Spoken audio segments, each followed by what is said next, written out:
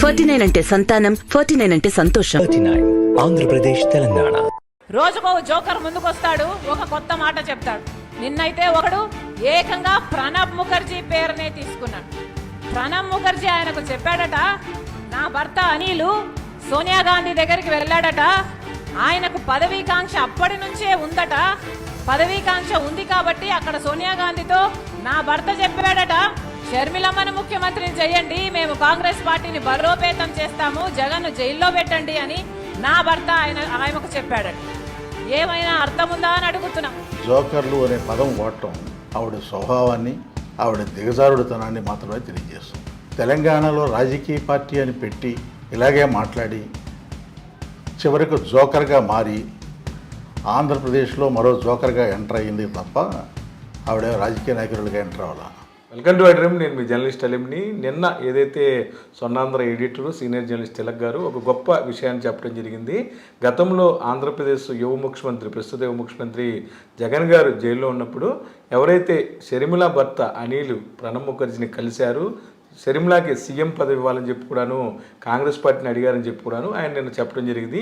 ఈ అంశం మీద ఈరోజు కడపలో జరిగిన కాంగ్రెస్ పార్టీ సమావేశంలో షర్మిల గారు మాట్లాడుతూ కొంతమంది జోకర్లు కావాలని తనను రాద్ధాంతం చేస్తున్నారని, ప్రణబ్ ముఖర్జీని తన భర్త కలవలేదని, కేవలం అప్పుడు ఎవరైతే భారతిరెడ్డి గారు ఉన్నారో ఆమెతో మాత్రమే వెళ్ళి తన భర్త సోనియా గాంధీని కలిశారని చెప్పడం జరిగింది. అంటే ఒక సీనియర్ జర్నలిస్టు, అలాగే గత 4 దశాబ్దాల పైగా అందరికీ పరిచయమైన వ్యక్తి తిలక్ గారు, ఏ పార్టీకి సంబంధం లేని వ్యక్తి నిన్న ఆయన చెప్పిన మాటలపై జర్నలిస్టుల సంఘాలు కూడాను ఏదైతే షర్మిల గారి మాటలను కూడాను ఖండిస్తున్నారు. ప్రస్తుతం నాతో తిలక్ గారు ఉన్నారు.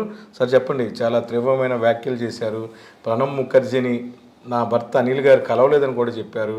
అలాగే కొంతమంది జోకర్లు కావాలని ఇలా మాట్లాడుతున్నారని చెప్పి మిమ్మల్ని కూడా ఉద్దేశించి అంటే జరిగింది. రాజశేఖర రెడ్డి గారి కుమార్తెగా షర్మిల గారిని ఎవరైనా గౌరవిస్తారు. నేను ఒక జర్నలిస్ట్గా ఐడ్రీమ్స్ సంస్థ వారు వేసిన ప్రశ్నకి సమాధానంగా నేను నాకు తెలిసిన విషయాలు చెప్పాను. దానికి సమాధానం ఆవిడ చెప్పొచ్చు, ఉందాగా చెప్పొచ్చు. అలా కాకుండా జోకర్లు అనే పదం వాడటం ఆవిడ స్వభావాన్ని, ఆవిడ దిగజారుడుతనాన్ని మాత్రమే తెలియజేస్తుంది. తెలంగాణలో రాజకీయ పార్టీ అని పెట్టి ఇలాగే మాట్లాడి చివరికి జోకర్గా మారి ఆంధ్రప్రదేశ్లో మరో జోకర్గా ఎంటర్ అయ్యింది తప్ప ఆవిడ రాజకీయ నాయకులుగా ఎంటర్ అవ్వాల. ఆవిడ ఇంకొకరిని జోకర్ అనే అవకాశం లేదు. రాజకీయాలకు నీ భర్తకు సంబంధం లేకపోతే గత 2 మాసాలుగా ఆంధ్రప్రదేశ్లో ఎందుకు పర్యటిస్తున్నారు? నీతో పాటు సోనియా గాంధీ దగ్గరికి ఎందుకు వచ్చారు? ఆయనకి రాజకీయాలకు సంబంధం ఏమిటి? ఈ ప్రశ్నకి సమాధానం రాలేదు. జగన్మోహన్ రెడ్డి గారిని మీ మొట్టమొదటి పర్యటనలో కటువైన పదజాలంతో, అనుచిత పదజాలంతో, బహుశా షర్మిలారెడ్డి గారికి 40 ఏళ్ళు పైన ఉంటాయి, 40 ఏళ్ల తర్వాత తన అన్న పేరు జగన్ రెడ్డి అని మాత్రమే గుర్తొచ్చిందంటే ఆవిడ కడుపులో ఎంత ద్వేషం ఉంది, ఎంతగా రగిలిపోతుంది అనేది అర్థమవుతుంది. అలాంటి మనిషి నువ్వు విమర్శలు చేశావు, నీ నోటికి వచ్చినట్టు చేశావు, నీ ఎంత అన్నావు, మరొకటి అన్నావు. అలాంటప్పుడు విమర్శలు ఆ పార్టీ నుంచి వస్తాయి, జర్నలిస్టుల నుంచి విశ్లేషణలు వస్తాయి, ఏ పార్టీకి సంబంధం లేని వాళ్ళు మాట్లాడతారు. నా వరకు నేను 46 సంవత్సరాలుగా జర్నలిజంలో ఉన్నాను. నీ అన్నతో పాటు సంవత్సరం క్రితం వరకు నువ్వు సెయిల్ అయ్యావు. మా అన్న జగన్మోహన్ రెడ్డిని తిరిగావు. నేను ఈ రోజు వరకు ఆయన జైల్లో ఉన్నప్పుడు కానీ, రాజశేఖర రెడ్డి గారు ముఖ్యమంత్రిగా ఉన్నప్పుడు కానీ, ఆయన పార్టీ పెట్టిన తర్వాత కానీ, ముఖ్యమంత్రి అయిన తర్వాత కానీ నేను కలవలేదు. ఒక్కసారి ముఖ్యమంత్రి అయిన తర్వాత ఒక 1 నెల రోజుల క్రితం జర్నలిస్టులకి ఇళ్ల స్థలాలు ఇస్తానని ప్రకటించినప్పుడు ఓ 10-15 మంది జర్నలిస్టుల మధ్యలో నేను కూడా ఉండడం తటస్థించింది తప్ప ఏనాడు నేను వెళ్ళి జగన్మోహన్ రెడ్డి గారితో ఒంటరిగా కలిసింది లేదు. ఎవరి గురించైనా మాట్లాడేటప్పుడు వాళ్ళు ఎవరు, ఎలాంటి స్వభావం ఉన్నవారు తెలుసుకుని మాట్లాడాలి. నోటుకు వచ్చినట్టు మాట్లాడటం అనేది అది సభ్యత కాదు, సంస్కారం కాదు. దీనివల్ల రాజకీయాల్లో మీరు పైకి వస్తారని అనుకుంటే అంతకంటే భ్రమ లేదు. తెలంగాణలో అది రుజువైంది. మీ నోటి దోలకి అక్కడ అనామకంగా ఓడిపోయారు, జోకర్గా మారిపోయారు అనేది రుజువైన తర్వాత కూడా ఇంకా అదే ధోరణి కొనసాగించడం అనేది హాస్యాస్పదం. తర్వాత ప్రణబ్ ముఖర్జీ గారు చెప్పిన విషయం, ప్రణబ్ ముఖర్జీ గారు నాకు చెప్పలా, ఆయన ఎవరికి చెప్పాలో ఆయనకే చెప్పారు. ఆ సంగతి షర్మిల గారు గుర్తుపెట్టుకోండి. ప్రణబ్ ముఖర్జీ గారు రోడ్డు మీదకి వచ్చి చెప్తారా, ప్రెస్ మీట్ పెట్టి చెప్తారా, మా పార్టీలో ఇలా జరిగింది, షర్మిల భర్త వచ్చి ఇలా అడిగాడు అని ప్రెస్ మీట్ పెట్టి చెప్తారా, లేదా పార్టీ మీటింగ్ పెట్టి చెప్తారా? తెలివితేటలుగా మాట్లాడుతున్నాం అనుకుంటే మాత్రం అది హాస్యాస్పదంగా ఉంటుంది. ఆయన ఎవరికి చెప్పాలో వారికే చెప్పారు. తర్వాత అసలు ఒక్క మాట సూటిగా నేను ప్రశ్నిస్తున్నాను. మీరు మొదటిసారిగా ఆంధ్రప్రదేశ్కి వచ్చి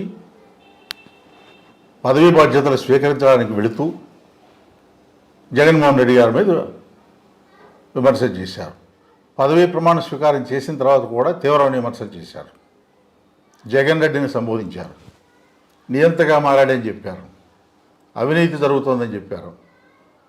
ఇన్ని చెప్పాక సద్దల రామకృష్ణారెడ్డి గారు వైఎస్ఆర్ కాంగ్రెస్ పార్టీ తరఫున మాట్లాడుతూ, నీకు అన్యాయం జరిగిందని పదే పదే చెప్తున్నావు కదా, ఏం అన్యాయం జరిగిందో బాహాటంగా చెప్పమని ప్రశ్నించారు ఆయన.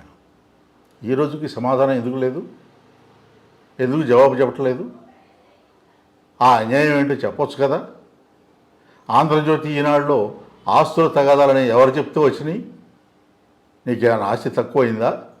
అమెరికాలో నీ భర్త వ్యాపారం ఎట్లా చేస్తున్నాడు, ఎక్కడి నుంచి సంపాదించాడు?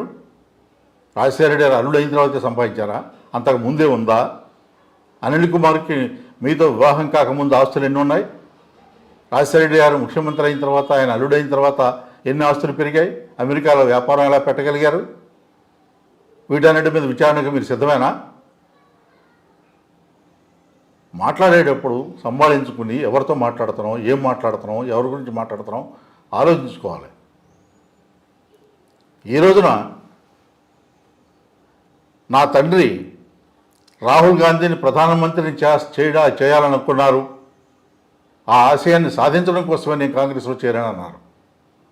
మరి తెలంగాణలో నువ్వు పార్టీ పెట్టినప్పుడు రాజశేఖర రెడ్డి గారు బతికుంటే ఈ కాంగ్రెస్ పార్టీ మీద ఉమ్మివేసేవాడు అని ఎందుకన్నావు? గుర్తులేదా నీకు? రాజశేఖర రెడ్డి గారు ప్రధానమంత్రి చేయాలని రాహుల్ గాంధీ నాయుడు చెప్పారని ఆ రోజు గుర్తులేక మాట్లాడావు, ఉమ్మేస్తారని. రాజశేఖర రెడ్డి గారు ఆ రెండు పత్రికలు అన్నారు విమర్శనాత్మక ధోరణిలో, ఆయన జీవించి ఉన్నంతకాలం అన్నారు. ఆ రెండు పత్రికల జోలికి వాళ్ళ ఆఫీసులకు వెళ్ళి ఇంటర్వ్యూలు ఎందుకు ఇస్తున్నావు? మార్గదర్శి గురించి రాజశేఖర రెడ్డి గారి హయాంలో పోరాటం బిగినైంది. బాధితుల పక్షాన్ని నిలబడి రాజశేఖర రెడ్డి గారు తీవ్రమైన పోరాటం చేశారు, ఎక్కడ వెనకడుగు వేయలేదు. ఆ విషయంలో కేసు వేసినట్టు సుప్రీంకోర్టు దాకా కేసులు వేసుకుంటూ వెళుతున్నటువంటి పట్టుదలతో వెళుతున్న ఉండవల్లి అరుణ్ కుమార్ ఇంటికి వెళ్ళారు. మరి ఆయనకి మీకు మద్దతు ప్రకటిస్తున్నాం మార్గదర్శి పోరాటంలో అని చెప్పారా? ఈ ఆంధ్రప్రదేశ్ ఉమ్మడి రాష్ట్రాన్ని అడ్డగోలుగా సోనియా గాంధీ గారు విమర్శించారు, విడగొట్టారు. ఆ విడగొట్టినప్పుడు ఒక్క ఉండవల్లి అరుణ్ కుమార్ గారే సుప్రీంకోర్టులో పిటిషన్ దాఖలు చేశారు. అడ్డగోలుగా విభజించారు, పార్లమెంటు తలుపులు మూసి, లైట్లు తీసేసి, మైకులు తీసేసి, టీవీలు ఆఫ్ చేసి, ఓటింగ్ తీసుకోకుండా విభజించారని పిటిషన్ దాఖలు చేశారు. దానికి అనుబంధంగా ఆంధ్రప్రదేశ్ ప్రభుత్వం కూడా ఒక పిటిషన్ దాఖలు చేసింది. మరి దీనికి ఎందుకు మద్దతు ప్రకటించలేదు? నీ తండ్రి విభజనకు వ్యతిరేకమని తెలుసు కదా. నీ తండ్రి జీవితాంతం కూడా చంద్రబాబుతో ఎప్పుడూ సహజ కుదుర్చుకోవాలి. జీవితాంతం రాజకీయ శత్రువుగానే పరిగణించారు, రాజకీయ ప్రత్యర్థిగా పరిగణించారు. ఇవాళ ఆ చంద్రబాబు నాయుడు వాడే భాష, జగన్ రెడ్డి అనే భాష ఎక్కడి నుంచి వచ్చింది నీకు? ఎవరు సప్లై చేస్తున్నారు ఈ మెటీరియల్? నేను జర్నలిస్ట్గానే నాకు తెలిసిన విషయాలు నేను మాట్లాడితే దానికి సమాధానం చెప్పకుండా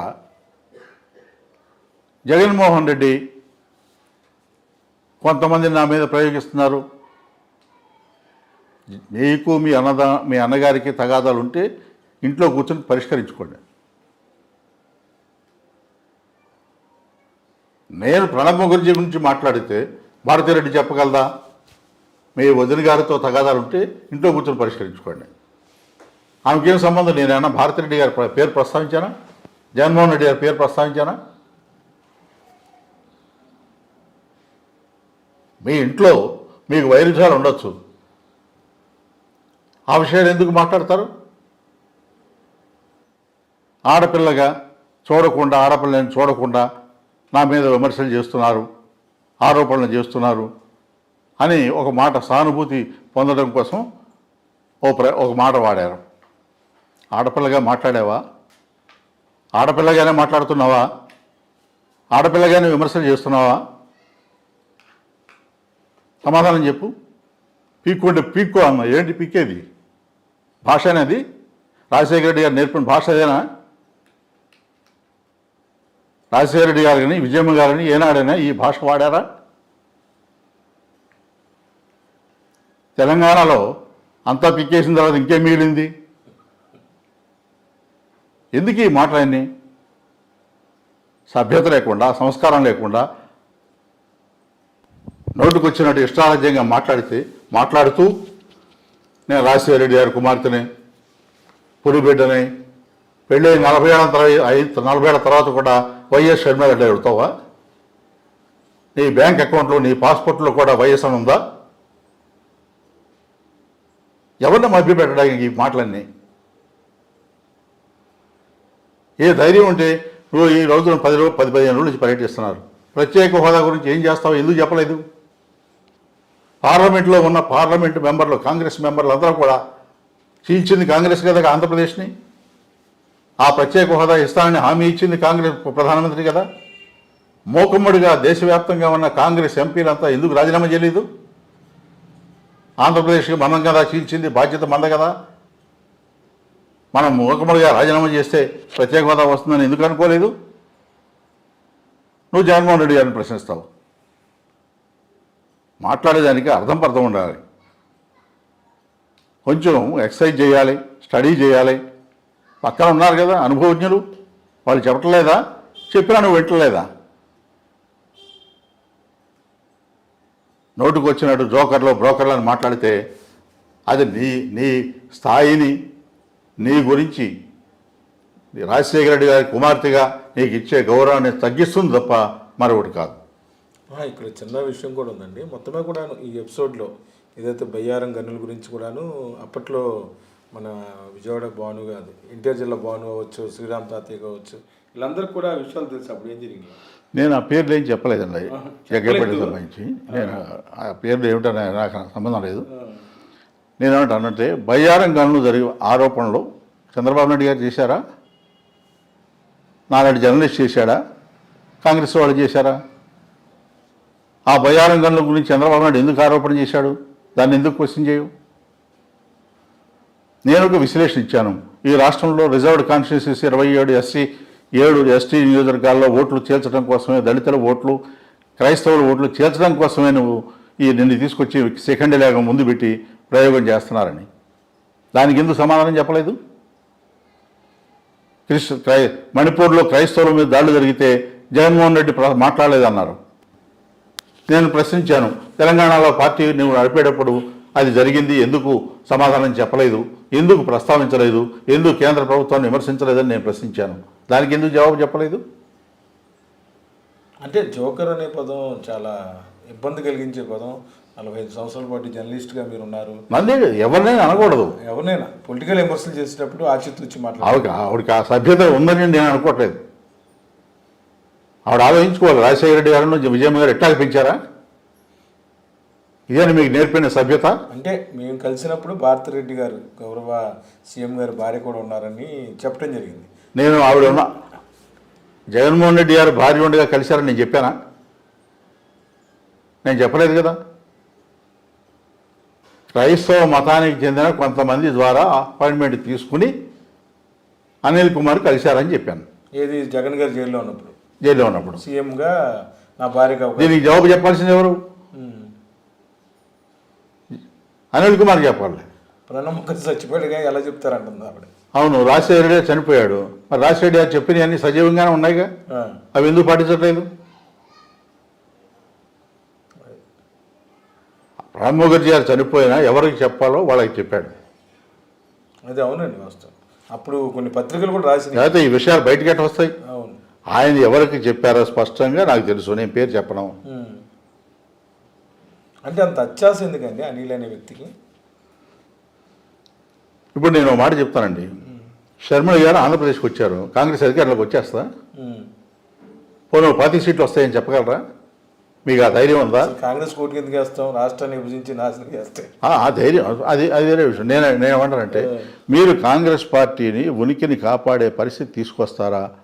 మీకు సీట్లు వస్తాయా? మీకు 40 సీట్లు వస్తాయని చెప్పగలరా? లేదు అధికారంలోకి వస్తుందని చెప్పగలరా? ఎవరు మేలు చేయడం కోసం వచ్చారు మీరు? ఏ ఉద్దేశంతో?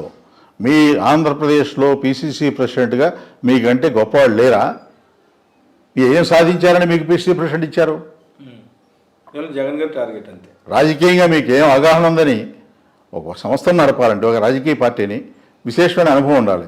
తెలంగాణలో మీకు అనుభవం లేదు, ఫెయిల్ అయ్యారనేది అర్థమైపోయింది కదా. మీకే ఎందుకు ఇచ్చారు? రాజశేఖర రెడ్డి కుమార్తె కాకపోతే మీకు ఇచ్చేవాళ్ళ? అక్కడ రిజర్వ్డ్ కాన్స్టిట్యూన్సీలో అయినా కనీసం ఓట్లు వస్తాయని మిమ్మల్ని అడ్డం పెట్టుకుని ఓ ప్రయత్నం చేశారు, అవి కూడా రాలేదు కదా. పైగా కేసీఆర్ని నేనే ఓడించానని చెప్పావు, నవ్వుతారనే కూడా లేదా? నీ వల్ల కేసీఆర్ ఓడిపోతాడా? జరిగే పని అనేది. అందువల్ల బాధ్యత లేకుండా, హుందాగా మాట్లాడకుండా, భాష సంస్కారయుతంగా లేకుండా మీరు మాట్లాడి నేను రాజశేఖర రెడ్డి కుమార్తెనే అంటే నవ్వుతారు. మీరు చెప్పుకోండి, అనిల్ కుమార్ భార్యనే చెప్పుకోండి. ఇంకా రాజశేఖర రెడ్డి కుమార్తెని వైఎస్ షర్మిలారెడ్డినే, నీ పెళ్ళి 40 ఏళ్ళు దాటిపోయింది, ఇంకా వైఎస్ఏనా? ఏం మాట్లాడుతున్నారు? ఈ రాష్ట్రంలో అభివృద్ధి కనపట్టలేదా మీకు? ఉద్దానం వెళ్ళి చూడండి, ఏం జరుగుతుందో చూడండి. అమరావతిలో చంద్రబాబు నాయుడు గారు ఏమి నాశనం చేశారో చూడండి. వెలుగొండ ప్రాజెక్టు ఎలా కంప్లీట్ అయిందో చూడండి. ప్రతి గ్రామంలో హాస్పిటల్ కానీ, బడి కానీ, సచివాలయాలు కానీ, ఆర్బీకేలు కానీ ఎలా నిర్మించారో చూడండి. ఏమీ చూడకుండా స్ట్రైట్గా ఫ్లైట్ వేసుకుని వచ్చేసి విజయవాడలో ప్రమాణ స్వీకారానికి వెళుతూ రాష్ట్రం అరాచకం అయిపోయింది, నియంత పాలిస్తున్నాడు, అభివృద్ధి లేదు, ఏం చూసామని. మెడికల్ కాలేజీలు, ఫోర్ట్లు. అందువల్ల నిజాలు చెప్పండి. తప్పులు ఉంటాయి, లేవని గవర్నమెంట్లో ఉండవని నేను అన్నాను. ఆ తప్పుల్ని చెప్పండి, సద్విమర్శ చేయండి. ఇదిగో ఇలా కాదు, నాన్నగారు ఉంటే ఇట్లా చేసేవాడు అని చెప్పండి, తప్పలేదు, చెప్పండి. అంతేగాని మీరు ఈ రకంగా మాట్లాడడం వలన మీకు వచ్చే ప్రయోజనం ఏదైనా ఉందని అనుకుంటే, నేను ఇంకో ప్రశ్న కూడా అడిగాను. మీరు ఆంధ్రప్రదేశ్లో పర్యటిస్తూ కొంతమంది దగ్గరికి వెళ్ళి కాంగ్రెస్లో చేరమని అడుగుతున్నారు. మరి రాజశేఖర రెడ్డి గారికి సన్నిహితంగా ఉన్న కన్నా లక్ష్మణ్ గారి ఇంటికి ఎందుకు వెళ్ళలేదు? బొత్స సత్యనారాయణ గారి ఇంటికి ఎందుకు వెళ్ళలేదు? ధర్మాన ప్రసాదరావు ఇంటికి ఎందుకు వెళ్ళలేదు?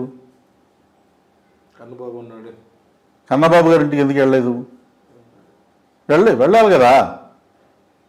కనీసం తెలంగాణలో నువ్వు పార్టీ పెట్టినప్పుడైనా వెళ్ళావా? ఇక్కడ ఎందుకు వెళ్ళాల్సి వచ్చింది? అందువల్ల ఆవిడ రాజకీయాల్లో చాలా నేర్చుకోవాల్సి ఉంది. ఇప్పటికైనా ఆ హుందాతనం నేర్చుకుంటే ఆవిడకే శ్రేయస్కరం, లేదంటే మరింత నవ్వులు పాలు అవుతారని మాత్రం నేను చెప్పగలను. అంటే మొత్తానికి మీరు ఏదైతే ఆ వ్యాఖ్యలు కట్టుబడి ఉన్నారో ఎన్ని వాస్తవాలు? కట్టుబడి ఉన్నాను. కడపలో ఏదైతే కాంగ్రెస్ పార్టీ అధ్యక్షురాలు షర్మిల చేసిన వ్యాఖ్యలపై తీవ్రస్థాయిలో ఆగ్రహం వ్యక్తం చేస్తున్నారు సీనియర్ జర్నలిస్టు తిలక్ గారు. మొత్తమే కూడాను తను మాట్లాడిన మాటలు ఏదైతే ప్రణబ్ ముఖర్జీ ద్వారా బ్రదర్ అనిల్ కుమార్ గారు ఖచ్చితంగా తన భార్యకి సీఎం పదవి ఇవ్వాలని జగన్ గారు జైల్లో ఉన్నప్పుడు చెప్పారు. అది వాస్తవం.